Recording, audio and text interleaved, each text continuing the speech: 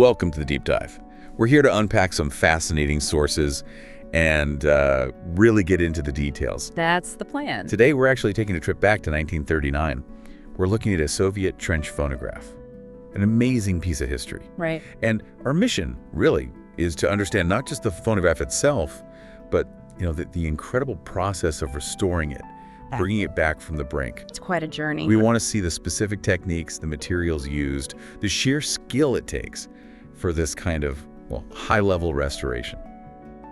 Okay, let's dig in. So this device you're seeing, it's often called a trench phonograph, or just a portable phonograph, really. And the design was, pretty ingenious for back then. Small, needed no electricity at all, just hand-wound. Completely self-contained. Exactly. And these became super important during wartime for morale, mostly popularized in World War II, but they actually started appearing around World War I. Wow, so they were filling a real need. Oh, definitely.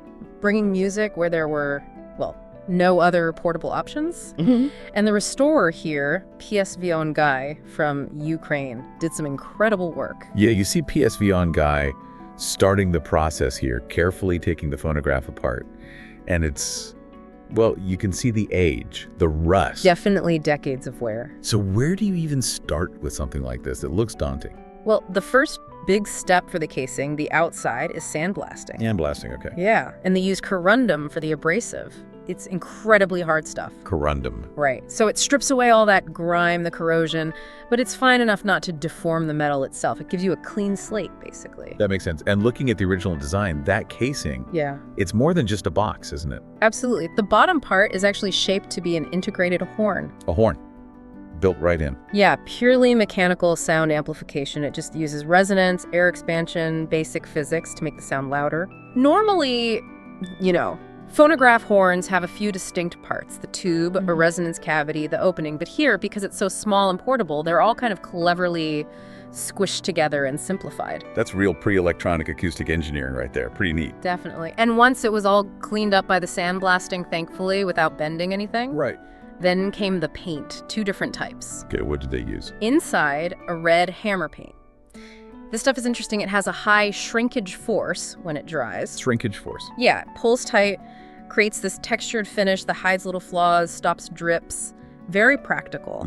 I see. And the outside? That got an orange-red paint, specifically an acid-proof, rust-proof type. So it's tough, protective, and looks, vibrant. Okay, so casing done. What's the next major system to tackle when you're taking this apart? The engine of the thing, so to speak. That would have to be the wind-up mechanism. That's the power core, like you said. All the gears, the spring, that's what makes it go. The heart of it. Exactly. And the first step there was total disassembly, right down to the last tiny screw and gear. And these internal bits, they look delicate. How do you treat them? It can't just be more sandblasting, surely. No. Each part needs something different. Take the main deck cover that did get sandblasted, then the same kind of acid-proof, rust-proof paint as the casing interior. Okay. But the gears, which are copper iron composite, they were sandblasted too, but then got a cold blackening treatment. Cold blackening, what's that do? It creates this durable, dark finish. Partly looks, partly corrosion resistance. Got it. And the speed adjuster? The speed adjusting rod, yeah. Sandblasted, then a chrome powder coating makes it smooth and durable. Okay. But here's something really interesting how they handled the small rusty parts. Instead of just scrubbing off the rust, they used a rust converter. Converter? Yeah, it's a chemical solution. It doesn't just clean the rust. It chemically changes the active rust, the flaky stuff, into a stable black protective layer. Wow, so you turn the problem into part of the solution. Yeah, exactly. It's a key idea in serious restoration. Stabilize, prevent future rust, don't just clean it for now. That's brilliant. Yeah. So you mentioned the speed adjusting rod. That connects to the speed regulator, right? Yeah. How clever is that mechanism? Oh, it's pretty clever for a purely mechanical system. It's a metal centrifugal speed regulator. Centrifugal? Yeah, uses spinning weights. As the mechanism turns faster, weights fly outwards due to centrifugal force. They rub against a friction pad or disc. Creating drag? Exactly. Yeah. That drag stabilizes the speed, and the adjusting rod lets the user control how much friction is applied. There's a little barb on the rod Okay. that moves the position of the friction disc relative to those spinning weights.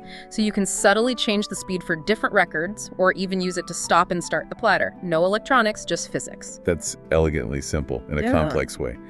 Okay, so after all those gears and levers, what about the main power source?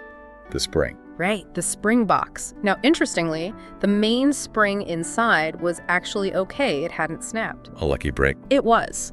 But the hook, the very end piece that catches, that was damaged. And that's critical. Yeah, without the hook, the spring can't engage properly. How do you fix something like that? It must be under a lot of stress. Very high stress, exactly. PSV and Guy used silver brazing to repair it. Silver brazing, Well, like yeah. soldering. Similar principle, but much stronger. Brazing happens at higher temperatures and uses a filler metal, like a silver alloy, that melts and joins the base metals. It creates a really strong bond. How strong are we talking? Pretty strong. Typically between, say, 300 and 600 megapascals of tensile strength. If you use good solder and do it right, you can get close to 80% of the strength of the original steel. More than enough for that little hook. Impressive. And after the repair, it got a hot blackening treatment. Again, for looks and extra protection. So hook fixed, spring unit back together. And you mentioned lubricating between the base and the spring box. Why there specifically? Ah, yes. That's because the base gear, the gear on the bottom of the spring box assembly, is actually what the winding handle turns. Oh, I see. So they rotate relative to each other when you wind it. Precisely. So that movement needs to be super smooth. Good lubrication there ensures efficient winding and prevents wear and tear on those core winding components. Makes perfect sense.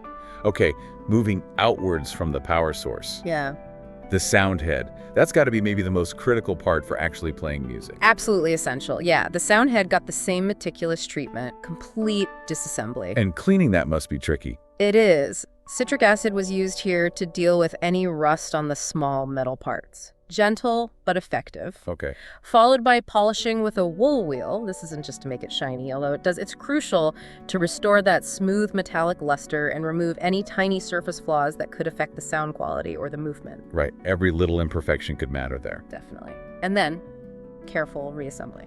So remind us again, just how does this little head work? How does it get sound off a spinning disc with just a needle? It's amazing, really. The stylus, the needle, sits in the record groove. And those grooves aren't smooth, they have tiny, tiny variations etched into them. Wiggles, essentially. Representing the sound waves. Exactly. As the record spins, the stylus follows these wiggles. Its movement is transferred up through the stylus rod, which then directly vibrates a thin diaphragm, usually made of aluminum or mica back then. So the needle's vibration makes the diaphragm vibrate. Correct. And that vibrating diaphragm creates sound waves in the air. It's a direct mechanical process. Vibration becomes sound. And the tone arm, the tube holding the sound head. That mainly supports the head, keeps it positioned correctly over the groove, and it also helps channel those vibrations from the sound head towards the horn mechanism for amplification. Incredible. Okay, now for a part of the story that really shows the dedication here, after all this detailed work, a missing part was discovered. Yeah, that happens sometimes in restoration. In this case, it was the record locking nut. A small piece, but essential. What does it do? It screws onto the central spindle and holds the record firmly down on the turntable platter. Without it, the record could slip or wobble, making playback impossible or damaging the record. And you couldn't just, find one online? Not easily for a specific 1939 Soviet model. So PSV and Guy had to actually make one from scratch. Make one. How? This is where it gets really interesting.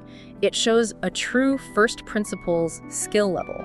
He started by resmelting raw metal, looks like copper or a copper alloy, to cast a blank rod. Melting and casting metal just for this one part. Yep.